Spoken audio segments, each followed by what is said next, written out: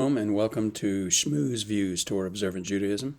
As promised from last time, we're going to go over Sarah's lifetime and her death, as well as look at some of the aftermath of the Akedah, the binding of Yitzhak.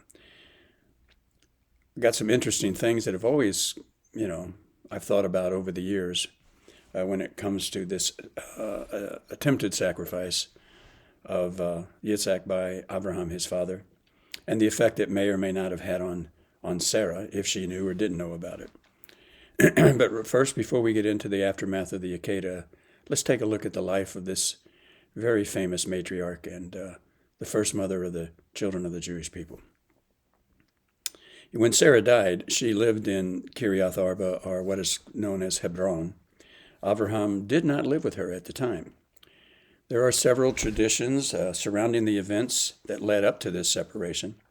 One such tradition says that while they both still loved one another very much, Sarah simply could not forgive her husband for the attempted sacrifice of her only son Yitzhak on Mount Moriah. While the couple never divorced according to the custom of the day, they did remain separated until her death at the age of 127 years. Sarah's lifetime, the span of Sarah's life, came to exactly 127 years. Sarah died in Kiryat Arba, now known as Hebron, in the land of Canaan, and Abraham proceeded to mourn her greatly and to bewail her after she died. Another tradition states that upon hearing that Yitzhak was killed by his father as a sacrifice, she died immediately of a heart attack, never knowing that Abraham had been prevented by the hand of Hashem from carrying out the death of her son.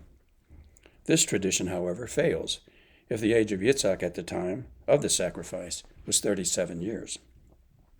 Both of these stories are tradition and not found in the written Torah, therefore can be accepted or dismissed as traditional tales that may or may not be true according to the reasons for her death.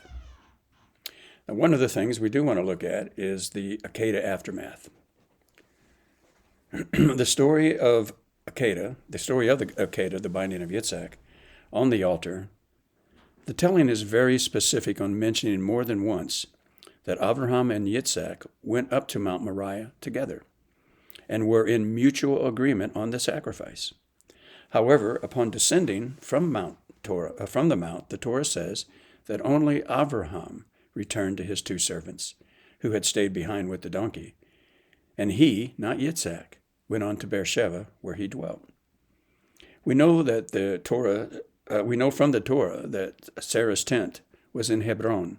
She likely had died before this event, since Yitzhak was at least 37 years of age at the time of the Akedah. He was living in his mother's tent, however, about 26 miles from his father's dwelling.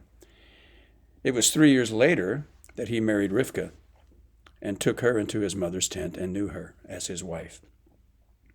I was always intrigued as to why the whereabouts of Yitzhak had to be pieced together from other portions of Torah to try and understand why he wasn't mentioned as descending Mount Moriah with his father. It was the Torah was very emphatic to mention on more than one time in the short verses telling of the Akedah that Yitzhak and his father Abraham had went up to the mountain together. But on descending the mountain, we only hear about Abraham. So it always made me curious as to why that was the way it is. I'd love to know what you think. I'd like to know your thoughts on this as well. So please, just put them down in the comments section, and we'd love to hear from you. Tradition also holds that Abraham, sometime after the death and mourning of his beloved Sarah, and the marriage of his son Yitzhak to Rivka, married Hagar. Surprise? The mother of his firstborn son Ishmael.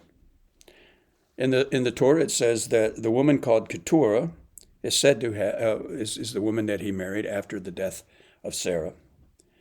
But tradition tells us that Keturah was Hagar, whom Abraham still cared a very great deal about, since she was the mother of his eldest son. And he had more children through her. Abraham also had other children by several concubines over the course of his remaining years in Canaan. Abraham took another wife the Torah says, and Abraham took another wife whose name was Keturah. She bore him Zimron, Jokshan, Median, Ishbak, and Shua. Down through the centuries, the descendants of the offspring of Abraham, Sarah, Hagar, or Keturah, and Abraham's concubines became at odds with one another, with animosity arising mainly over territorial disputes that continue even down to our time in the 21st century. However, unlike the offspring of both Yitzhak and Ishmael, there was no hatred or raging between the two brothers themselves, as seen with the burial of their father Abraham. Whereas the Torah says, and Abraham breathed his last, dying at the good, ripe age, 175 years, and contented, and he was gathered to his kin. His sons, Yitzhak and Ishmael, buried him in the cave of Machpelah, in the field of Ephron, son of Zohar, the Hittite, facing Mamre. Perhaps we Jews and Arabs, the offspring of these two great brothers, could learn a little something about love and tolerance between family. I do know that when Mashiach, son of David, comes, all animosity will be done away with swiftly. Until next time, I look forward to seeing you.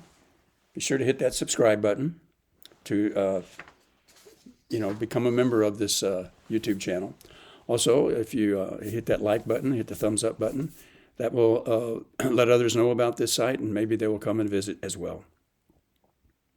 If you'd like to leave comments, please do so. I'd love to hear from you. Love to hear your thoughts on these things as well. Also, if you'd like to visit our website, the link to that will be in the description of this video below. Until then, Baruch Hashem and Shalom.